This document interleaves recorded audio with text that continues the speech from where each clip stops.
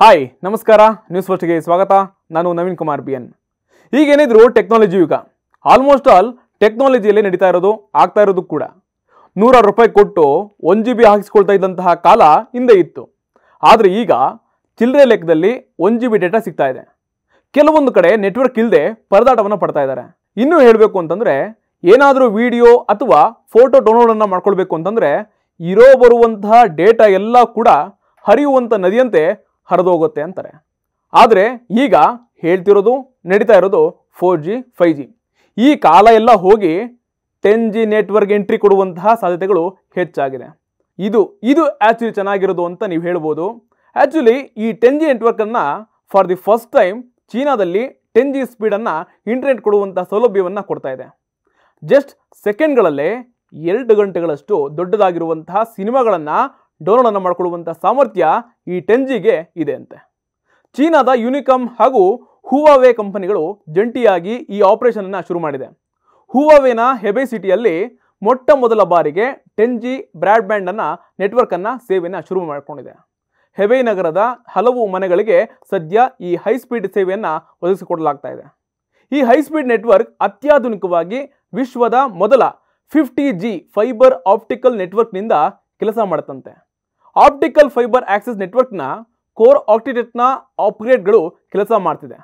ಗಿಗಾಬಿಟ್ನಿಂದ 10G ಮಟ್ಟಕ್ಕೆ ಸ್ಪೀಡನ್ನು ಹೆಚ್ಚಳ ಮಾಡುತ್ತೆ. ಲೇಟ್ ಸ್ಪೀಡನ್ನು ಕೆಲವೇ ಮಿಲಿ ಸೆಕೆಂಡ್ಗಳಿಗೆ ಇಳಿಸ್ಬಿಡುತ್ತೆ.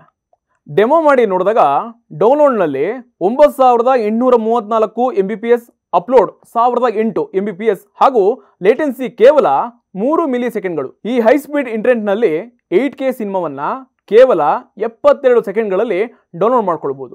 ಇದು ಈಗಾಗಲೇ ಚೀನಾದ ಮನೆಗಳಲ್ಲಿರೋ ಬ್ರಾಡ್ಬ್ಯಾಂಡ್ ಮಾನದಂಡಗಳನ್ನೆಲ್ಲವೂ ಕೂಡ ಮೀರೋಗ್ಬಿಟ್ಟಿದೆ.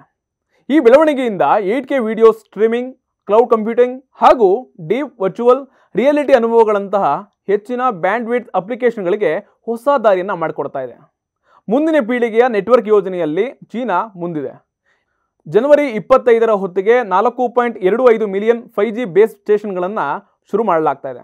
ಇದು ಜಾಗತಿಕವಾಗಿ ಅತಿ ಹೆಚ್ಚು ತಾಂತ್ರಿಕ ಮಿತಿಗಳನ್ನು ಮತ್ತಷ್ಟು ಹೆಚ್ಚಿಸುತ್ತಾ ಚಾಂಗ್ಗುವಾಂಗ್ ಸ್ಯಾಟಲೈಟ್ ಟೆಕ್ನಾಲಜಿ ಉಪಗ್ರಹ ಲೇಸರ್ ಸಂವಹನದ ಮೂಲಕ ದಾಖಲೆಯ 100 GB ಡೇಟಾವನ್ನು ಸ್ಪೀಡಾಗಿ ಸಾಧನೆ ಮಾಡ್ತಾ ಇದೆ.